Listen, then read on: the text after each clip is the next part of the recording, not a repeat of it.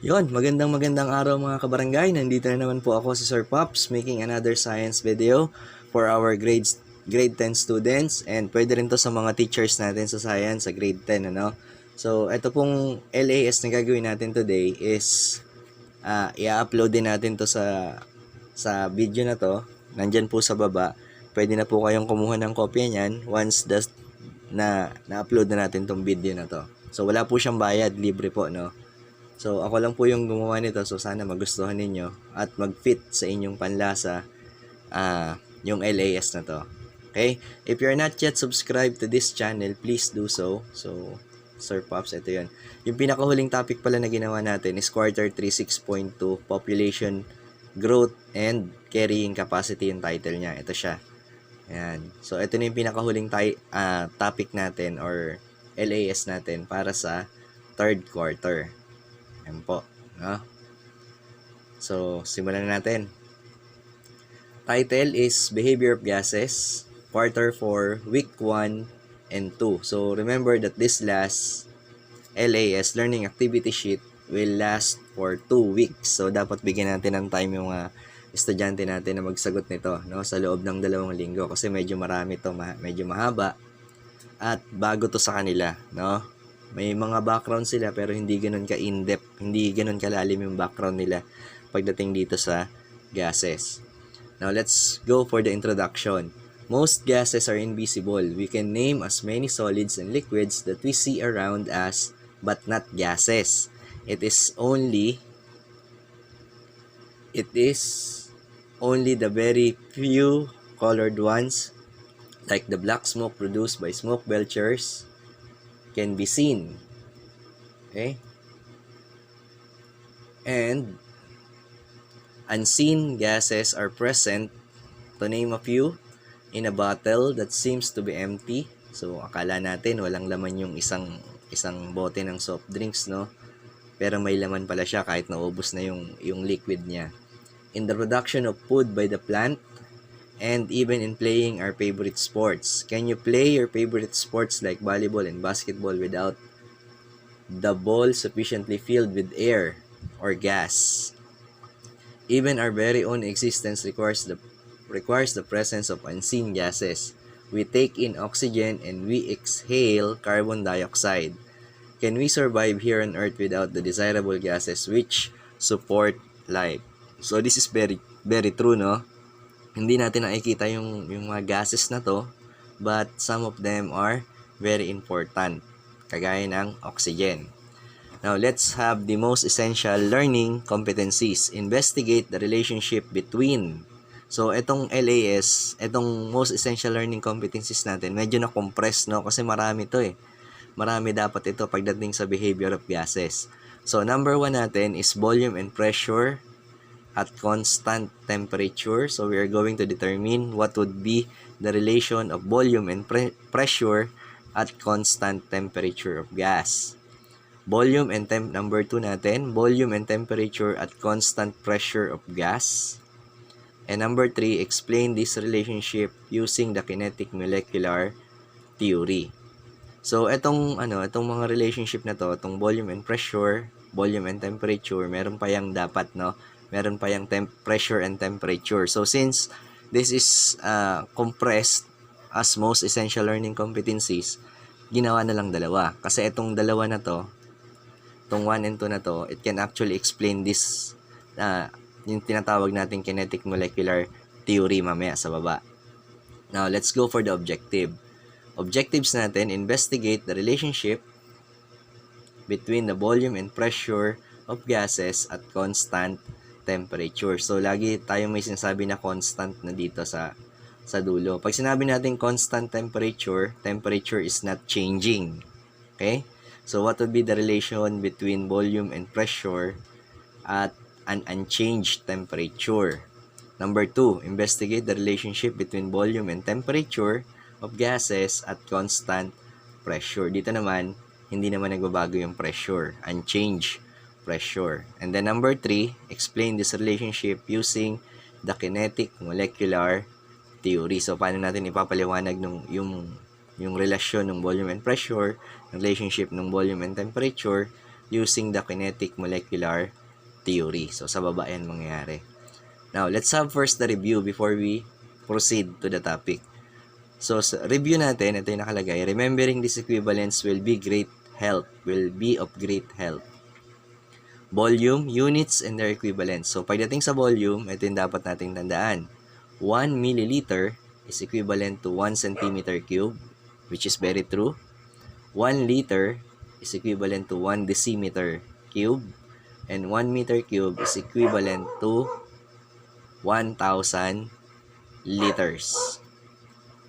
Okay, pressure, units, and their equivalents. So, ito yung medyo bago sa ng mga bata natin, no? So, pag sinabi nating ATM, mmHg, cmHg, torr, PA, and PSI, they are all units of pressure. So, pag nakakita kayo ng ganito, 1 ATM, 760 millimeters of mercury, 76 cmHg, yan. So, lahat yan ay pressure. So, may natutunan na kayo, no? Meron na. Now, let's go for their equivalents. 1 ATM. So, pag sinabi nating ATM, it means atmospheric pressure or atmosphere.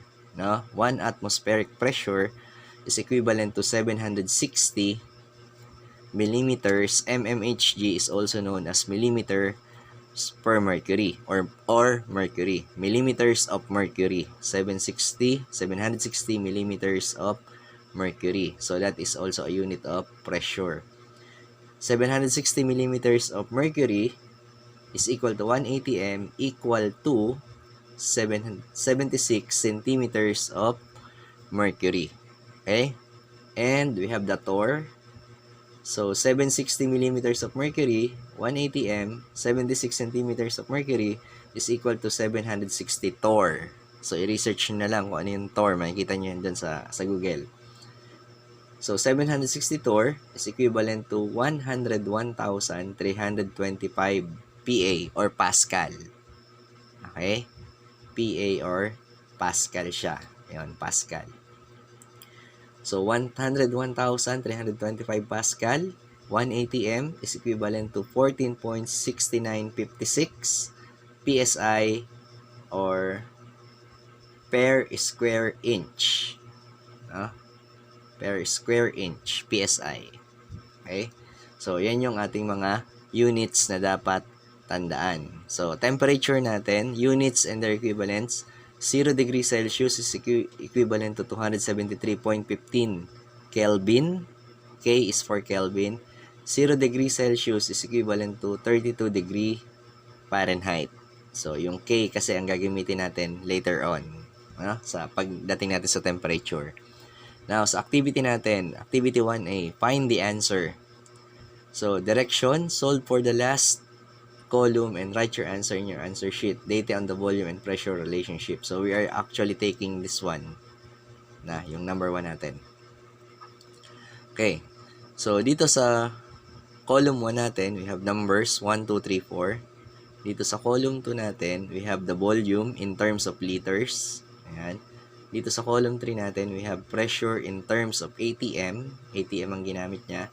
And we have, the last column is volume times pressure. So, ibig sabihin, i-multiply mo.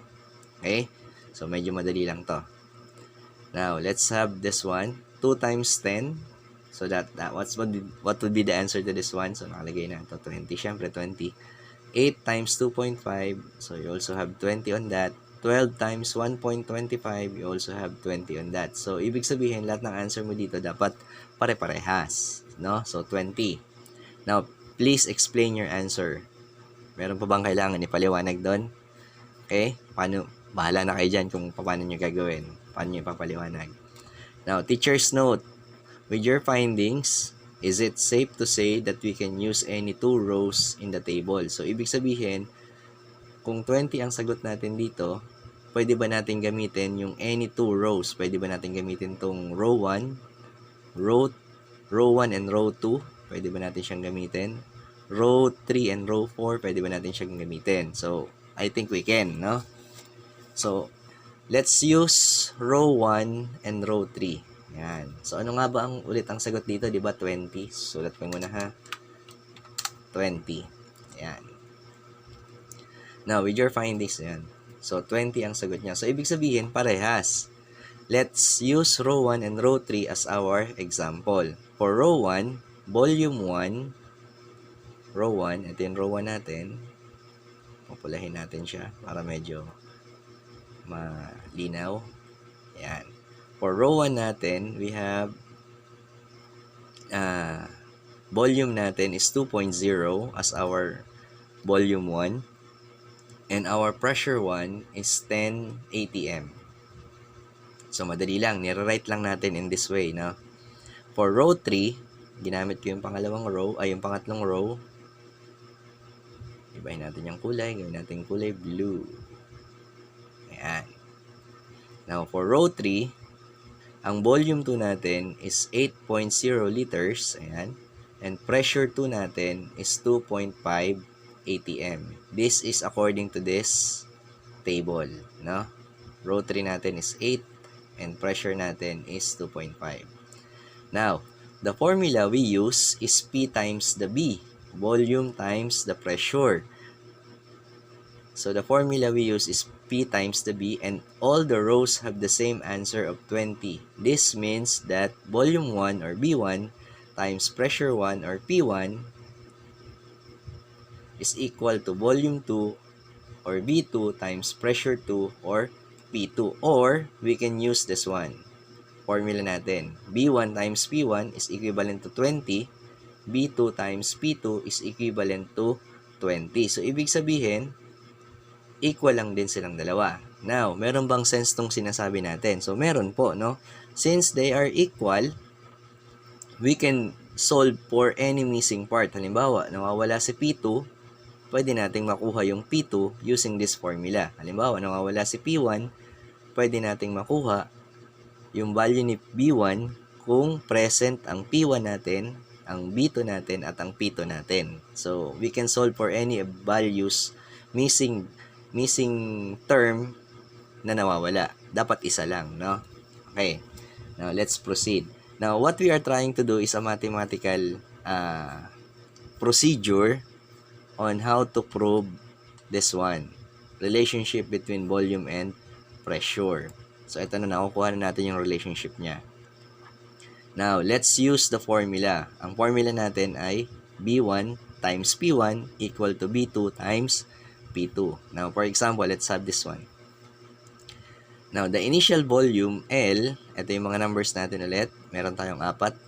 So, initial volume natin in L is this one. These are the values.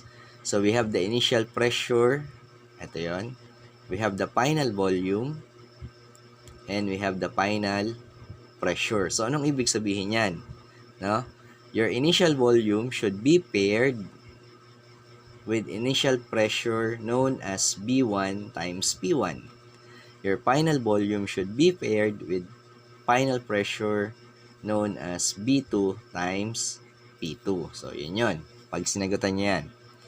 Okay. Steps and solutions to solve the problem. So, ang problem natin dito is we are going to find the answer to this. Final pressure. Ito yun sa 1. Ang nawawala dito sa number 2 ay ang final volume. Ang nawawala sa number 3 ay ang initial volume. Ang nawawala sa number 4 ay ang initial pressure in ATM. Okay?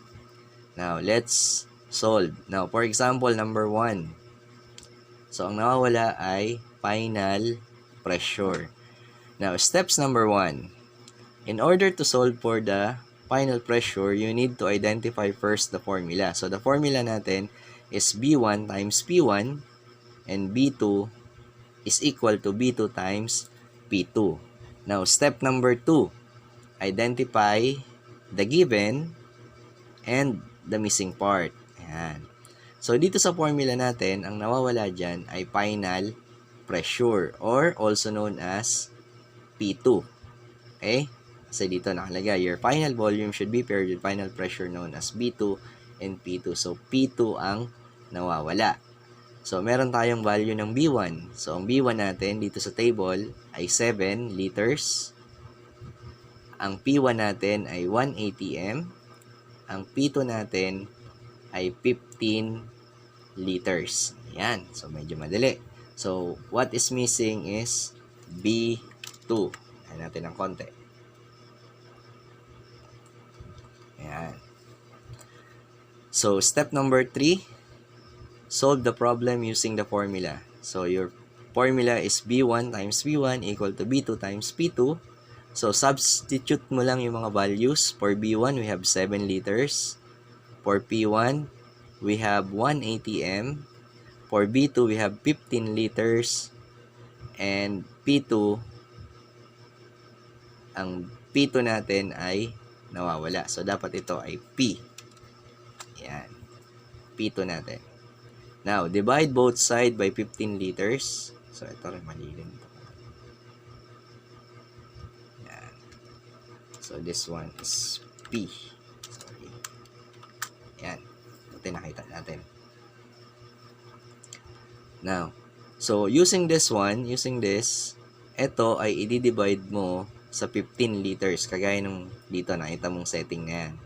So, i-divide natin both side by 15 liters. 15. Okay? Cancel 15 liters on the P2 side. Babaguhin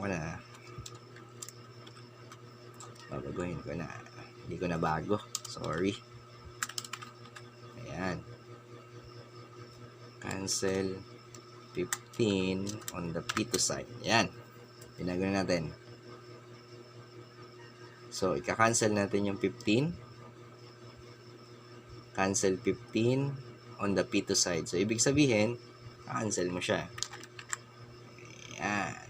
Cancel 15. Why? We cancel because 15 divided by 15 is just equal to 1. So, maka-cancel siya. So, ang matitira dyan ay P2 is equal to 7 liters times 1 ATM divided by 15 liters. Now, calculate and cancel L.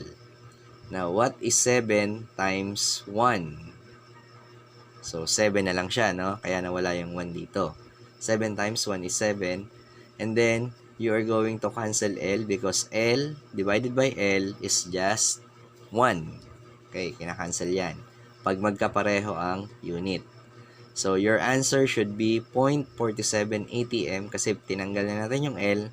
Ang natira na lang ay ATM. So, your V2, the value of your P2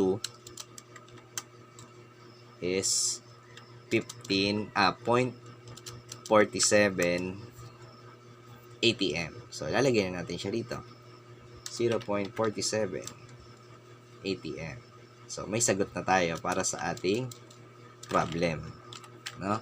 So, dito, sa next problem, bibigyan ko kayo ng chance na sagutan ito. So, kayang-kaya nyo to. Kayang-kaya nyo yung sagutan. Now, this is the mathematical way of proving the relationship between volume and pressure. Now, let's have an observation to the answer. Now, we have 7 here as our initial volume and its pressure is 1 ATM. Pagdating dito sa final volume, lumaki siya. Tama ba? From 7, naging 15. Okay? So, ibig sabihin, lumaki yung volume mo, what will happen to the pressure is it will get smaller. Okay? So, ulitin natin. From 7, naging 15. Meron siyang, from 7, meron siyang 1. And then 15 ang kanyang final volume. So you are expecting that your answer should be lower than 1 kasi lumaki nga ang iyong volume. Okay? So may tawag tayo diyan inversely proportional. Inversely proportional. Pag lumaki ang volume mo, liliit ang pressure mo. Okay? Let's observe to this one. Bibigyan ko kayo ng clue kung anong tamang sagot dito. Now, let's compare our pressure. From 25, naging 50. So, ibig sabihin, tumaas ang pressure. So, what will happen to the volume? Okay? Observe nyo. So, dapat ang answer nyo dyan is lower than 10. Lower than 10 dapat dito, ha? Tingnan nyo. I-comment nyo po sa baba kung tama ako o mali. Now, let's solve this one. From 11 to 100. So, tumaas ang pressure mo. So, your answer should be lower than 32. Mas mababa dapat sa 32 ang iyong answer. Kasi tumaas ang pressure mo, dapat bababa ang volume mo. Okay? Now, let's have this one. From 80, sorry. Ito pala. From 11 to 100 pala ang pinag-uusapan natin, no? So, tumaas pa rin, bababa siya dapat ng mas mababa sa 32 sa number 3. Now, dito, from 33 to 80, tumaas ang volume mo. Tumaas ang volume, so ibig sabihin, ang pressure mo should be lower than 250. So, ito yung comparison natin. Now, to make it understandable, I'm going to show you a video of my students na nagkakandak ng experiment, no? So, nag-participate sila na sila yung magkakandak ng experiment. So, this, it's going to be Tricia, Ilan, and Miss Ruby Villarmino. So, si Miss Tricia Ilan and si Miss Ruby Villarmino are the ones who are going to conduct the experiment for the Boyle's Law. And here is the experiment. Thank you, Sir Pops, for the intro. Let's study Boyle's Law. The relationship between the volume and pressure of gases at constant temperature was first stated by Robert Boyle during the 16th century. He found out that as the pressure increases, the volume decreases. He finally concluded that the volume of a fixed amount of gas is inversely proportional to its pressure at constant temperature. Now, we are going to perform an experiment in Boyle's Law. The materials that we are going to use are the following. We have the air pump, the bottle, the balloon, the pen, and also this thing that we've got, the torn wheel of rubber bicycle. Ito po siya. And then, pakicomment na lang po sa comment section sa baba yung pangalan nitong gamit na to or yung thing na to kasi di namin alam kung ano yung pangalan. The first step that we are going to put on is you need to fill the balloon with air by blowing it inside the plastic bottle. Okay, as you can see, I will blow the balloon then.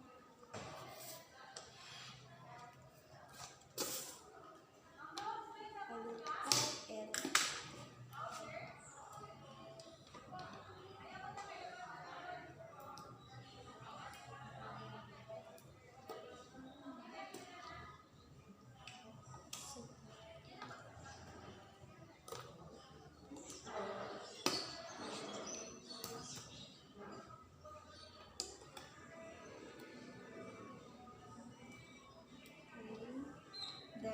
Then the next step that we are going to is add pressure in the plastic bottle by pumping it with air.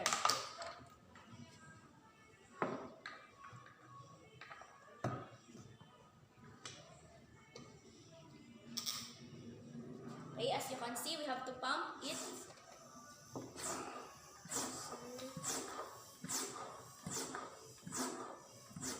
And as you observe, the balloon is getting smaller.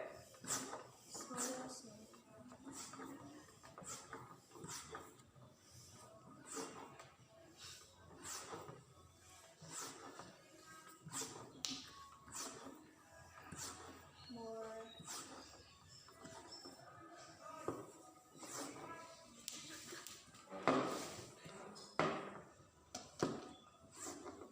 Okay, done.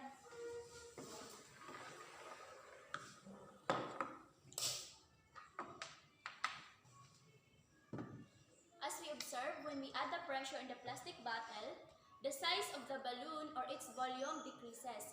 This is what Robert Boyle is trying to say. He also said that if we are going to decrease the pressure, see,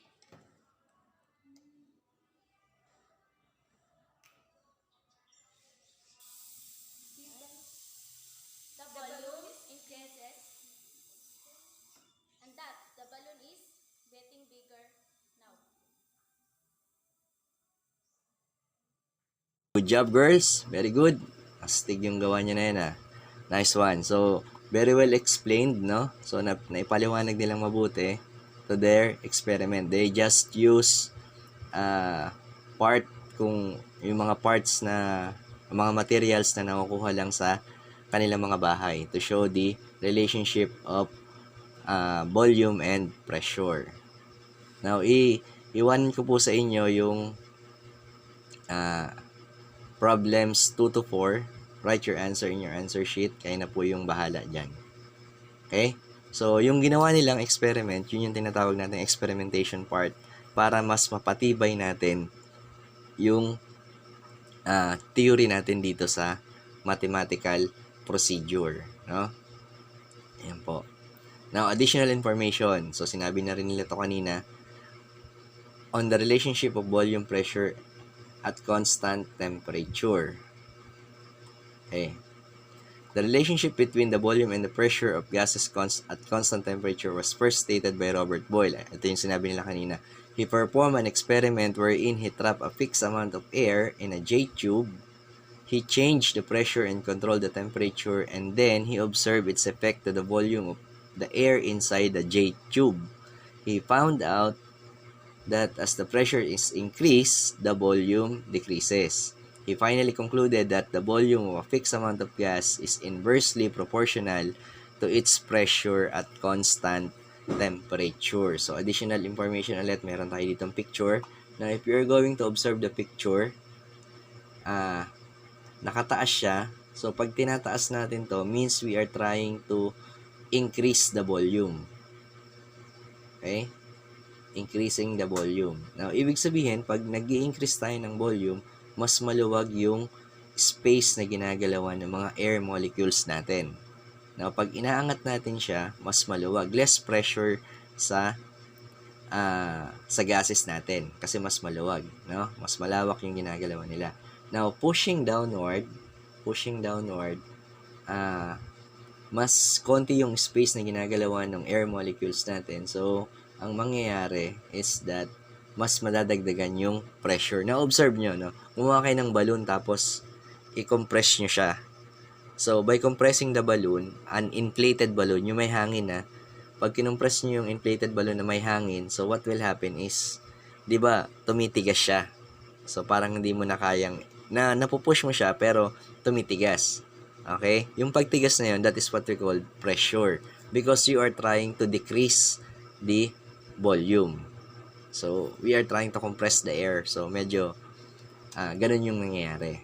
Okay? Hindi po medyo, ganun talaga siya. Okay? So, ito po yung ating example dyan. So, sana may natutunan kayo dyan. Now, next natin, activity 1B. Find the answer. Solve for the last column and write your answer in your answer sheet. Data on the volume and temperature relationship. So, dito naman tayo sa pangalawa. No? This is the second objective. Kung titingnan nyo rito, investigate the relationship between volume and temperature of gases at constant temperature. At constant pressure. So, ganun ulit yung gagawin natin. So, meron ulit tayo ditong table. Ayan, table natin. Now, for number 1, column number 1, we have numbers. So, column number 2 natin, we have the volume in milliliters. Temperature natin in degrees Celsius is in degrees Celsius. We have 2 degrees Celsius, 57 degrees Celsius, 102 degrees Celsius, 152 degrees Celsius. Now, temperature in Kelvin. Ayan. And we have the volume divided by temperature in Kelvin. So, ibig sabihin, you need to convert this degrees Celsius into Kelvin. So, paano natin siya gagawin? Note, to convert degrees Celsius to Kelvin, use this formula. Kelvin is equal to Celsius plus 273. So, Kelvin minus 273 if you're going to convert back to Celsius. So, ibig sabihin, lahat ng Celsius mo, dadagdagan mo ng 273. Okay? Now, for number 1, 2 plus 273, you will be having 275.15. Okay? Kayo na po yung bahalang magsagot dito. Pero tingin ko sasagutan ko rin yan mamaya. Okay? Ayan. Okay? Gamit kayong calculator ha. Okay lang na gumamit ng calcu. Please explain your answer. Now, with your findings, is it safe to say that we can use any of the two rows? Yan. So, nakuha natin yung 3 and 4. Yan. So, ibig sabihin, ang answer dito sa number 3 ay 375.15. So, 273 plus 102. So, we have 375.15. And 152 plus 273 is 425.15. 425.15. Now, what would be the answer to this one? Ayan. Tingnan natin ha. Try natin mag-calculate. So, volume divided by temperature. So, ibig sabihin, 35 divided by 375. Calculate natin para madali. So, 35 divided by 375.15. Ano kaya ang sagot? So, 0.93. Diba? Close to 0.91. Ulitin natin. 35 divided by 375. Tanggalin natin 15. 0.93 pa din. Okay? Ito muna. 25 divided by 275. Tingnan natin kung anong mali. Calcu. 25 divided by 275.15. 0.090. Bakit hindi kaya natin i-transform ito into liters? 0.25. Yan, 0.25. Ulitin natin. 0.25 divided by 275.15. Ayun, mali talaga. So, 0.91 ang sagot niya. Calculate natin. Calculate natin. 25 divided by 275. Ayan, 0.091. 0.091. Okay, ulitin natin sa next. 35. 35 divided by 375.15. 0.091. Close pa din, no? 35 divided by 375. Okay. So, medyo close siya. So, the answer to this one is 0.091. Ayan. Try natin tong isa. 40. 40 divided by 425.15.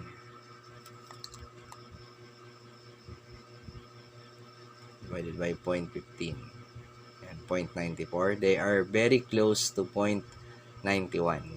Okay? Ayan. So, for mathematical purposes, 0.091.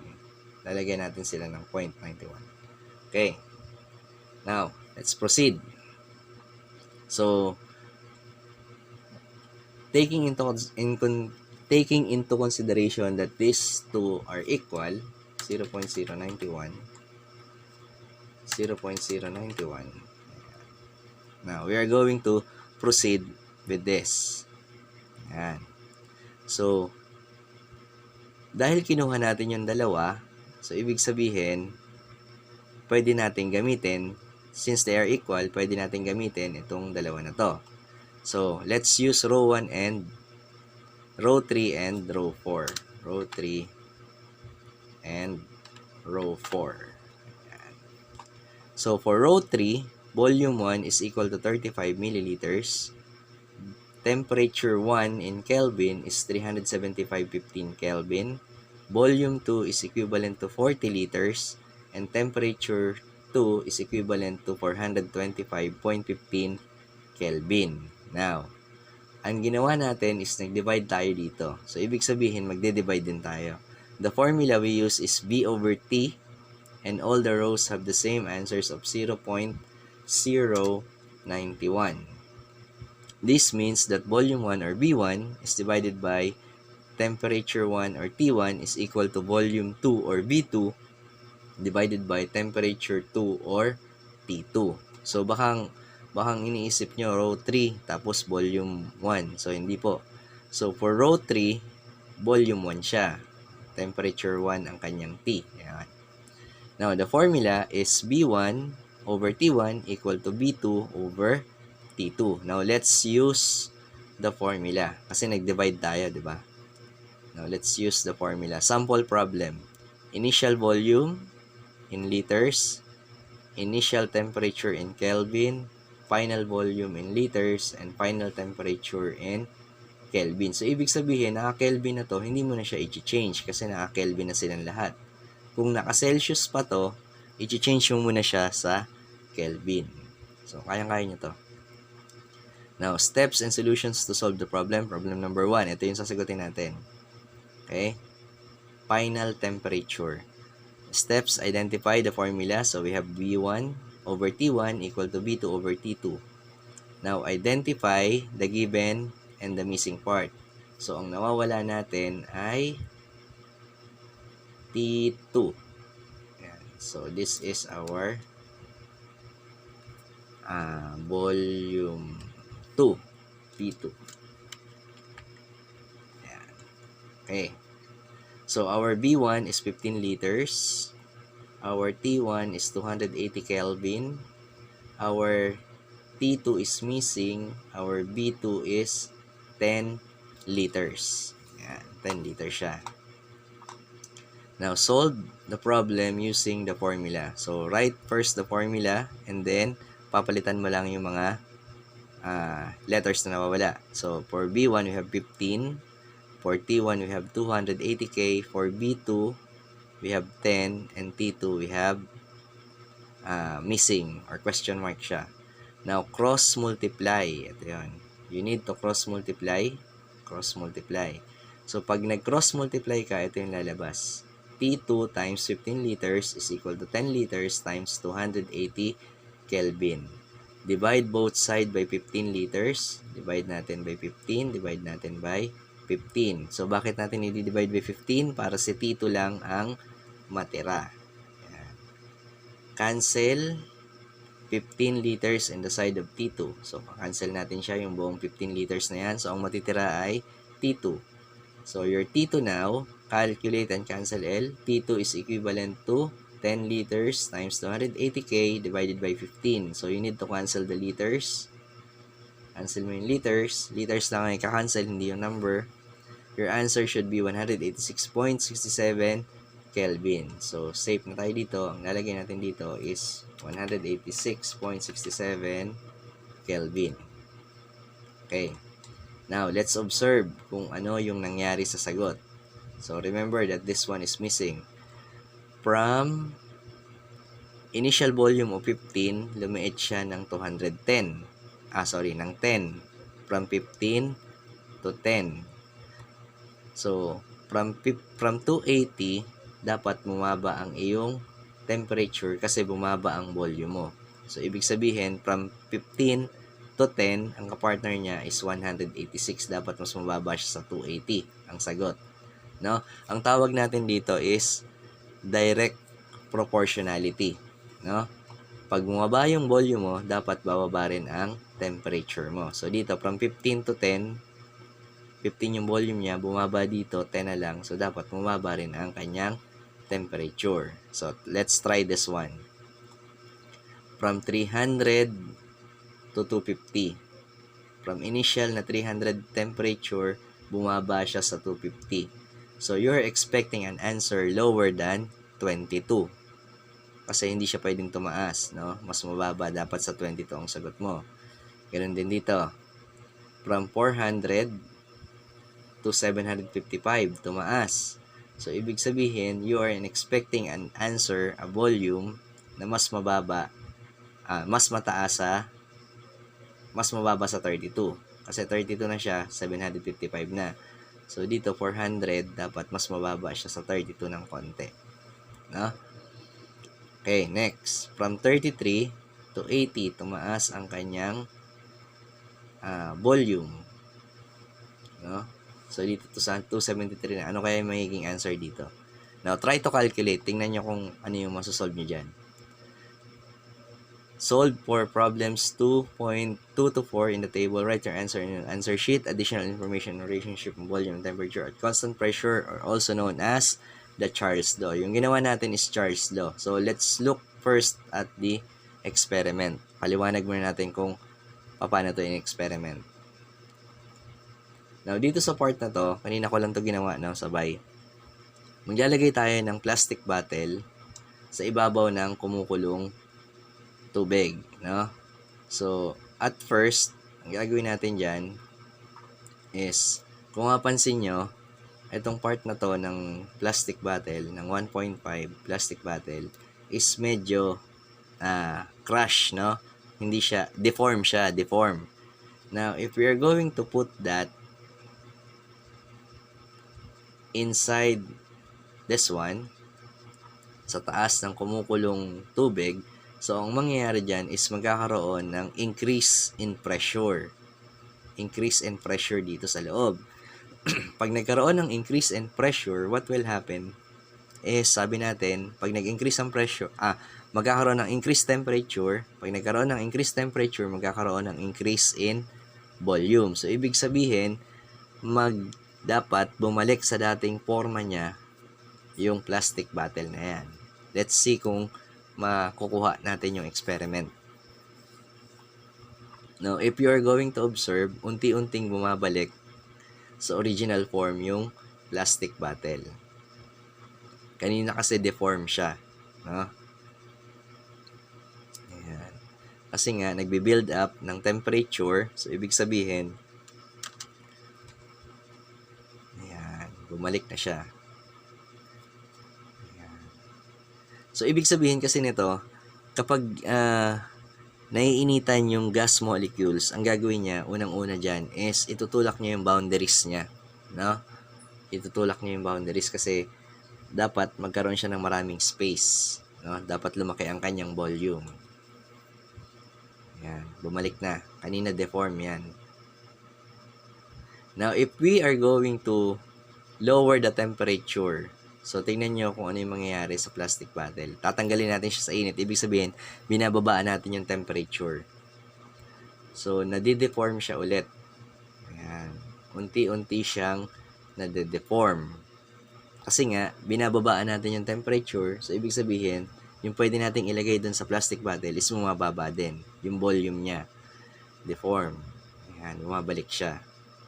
Now, if we are going to return that again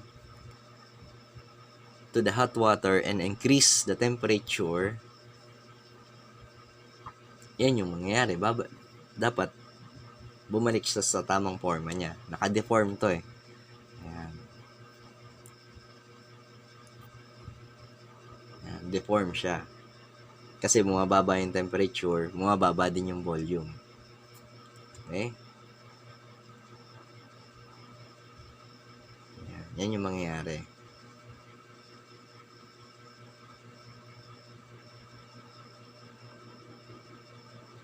Deform. Okay. So much for that. Now, let's go back to this one.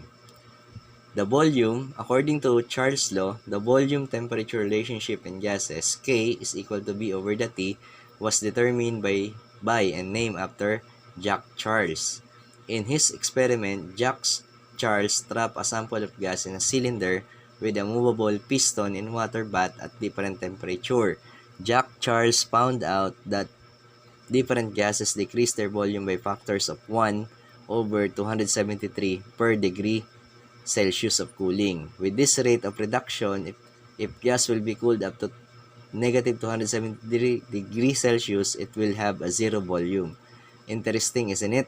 Charles' law states that at a constant pressure, the volume of a fixed amount of gas is directly proportional to the Kelvin temperature. Ibig sabihin, pag bumaba yung volume, bababa rin yung temperature. Pag bumaba yung temperature, bababa din yung volume. So, tingnan natin tong graphical representation na to. Now, tingnan nyo dito. Nasa malamig, nasa ice water tong balon na to. Ibig sabihin, mababa yung temperature niya, liliit yung balloon. Try nyo sa refrigerator nyo kung may mga rep kayo, maglagay kayo ng balloon, lagyan nyo ng hangin yung balloon, and then iwanan nyo sa rep ninyo. Pagising nyo kinabukasan, yung balloon nyo is parang walang hangin, pero may hangin nyo, no? Now, compared to this one, sa boiling water natin, ito yung kanina, if you're going to put your balloon in a boiling water, so mas lalaki pa yung balloon mo, no? May excite yung mga gas molecules, they will push the boundaries of the balloon. So, ito yung ibig sabihin ng Charles Law. Now, let us try to make ourselves familiarize with the kinetic molecular theory and try to relate the above-mentioned concepts with the said theory. Gases are composed of molecules. Kinetic molecular theory states that gases are composed of molecules. The distance from one molecule to another molecule are far greater than the molecule's dimension. These molecules can be considered as spherical bodies which possess negligible mass and volume. So, ibig sabihin, kasi ang solids kasi, ang molecules ng solids, medyo dikit-dikit. Ang molecules ng water is medyo layo-layo na. Now, dito naman, pagdating sa molecules of gases, they are far greater than the molecules dimension. So, ibig sabihin, sobrang layo nila sa isa't isa. That they bump, sometimes hindi na sila nagkakabanggaan kasi nga sobrang layo. But still, the molecules of gas are present. Gas molecules are always in constant random motion and they are frequently collide with one another and with the walls of the container. So, ito yung sinasabi natin, So, dahil malaya silang nakakagalaw, ang paggalaw na yun is what we call the random motion. And they frequently collide with one another and with the walls of the container. So, ito yung nangyari dito. They are colliding with the walls of the balloon, no? So, ito rin yung nangyari dun sa experiment na yung mga molecules natin is pinupush niya yung boundaries nung Coca-Cola bottle, yung plastic bottle, pinupush niya. That's why they collide. Collision among molecules are perfectly elastic. That is, energy may transfer from one molecule to another molecule as the result of collision, but the total energy of all molecules in the system remains the same or constant.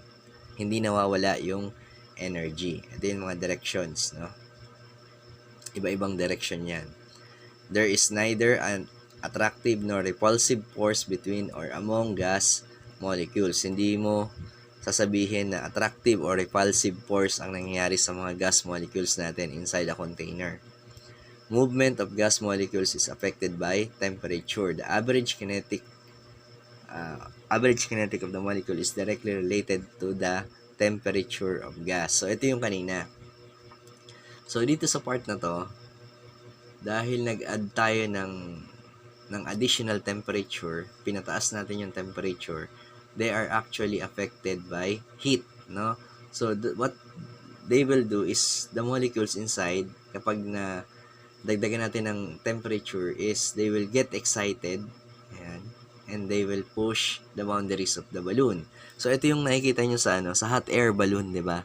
So, ang ginagawa is pinapainitan yung hangin, and then, pag mainit na, lumilipad na yung balloon, yung hot air balloon, because the gas is actually forcing the boundaries of that hot air balloon to rise. Kaya mainit yung ginagamit natin. Subukan nyo mag-hot air balloon na malamig yung hangin. Lilipad kaya yung balloon nyo.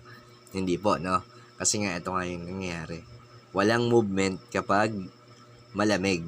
Pag mainit naman, may movement. The kinetic molecular theory explained the properties of gases and described the behavior of gases. You can relate the early discussions that we had with this theory. So far, you have learned that gases have mass, volume, temperature, and it exerts pressure. The pressure exerted by gas molecule is due to collision among gas molecules and with the walls of the container.